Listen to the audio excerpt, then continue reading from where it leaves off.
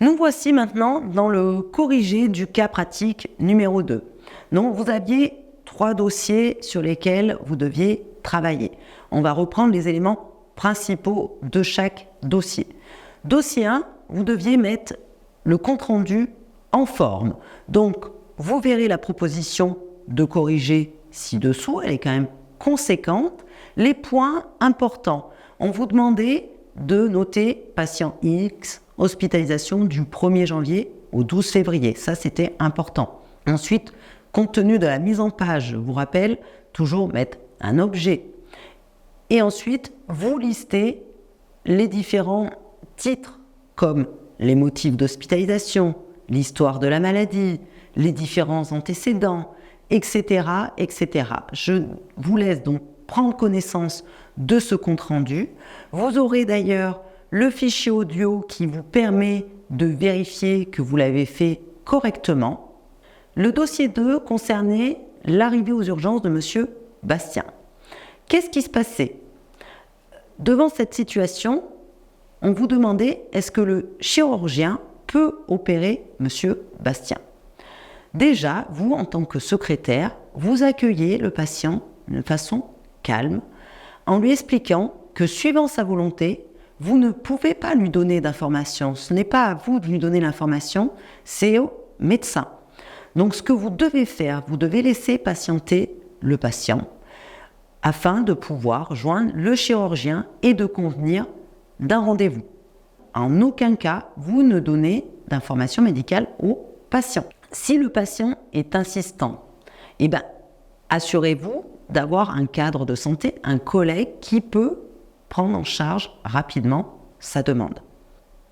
Lorsque le chirurgien aura reçu M. Bastien pour lui expliquer que la chirurgie est inévitable, qu'est-ce que vous devez faire?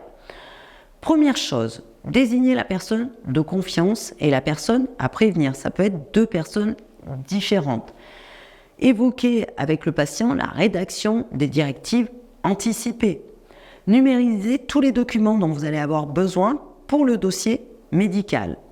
Et enfin, si le patient n'est toujours pas d'accord pour la chirurgie, le chirurgien va en général laisser un délai de réflexion. Au bout de ce délai, le chirurgien va reprendre rendez-vous avec le patient et si le patient n'est toujours pas d'accord, à ce moment-là, il faudra préparer une décharge que le chirurgien fera signer au patient. Et enfin, le dossier 3 concernant l'analyse de compte-rendu. Donc, on vous posait plusieurs questions. Compte tenu de l'état de santé de Madame T, le médecin pourra-t-il répondre aux exigences de son fils qui souhaite que sa maman rentre à son domicile? Qu'est-ce qu'on peut lire dans ce compte-rendu? Le compte-rendu, il indique un état de démence accompagné d'agressivité et donc un besoin conséquent pour les actes de la vie quotidienne. Au vu de ces éléments, cela paraît compliqué qu'elle puisse rentrer chez elle.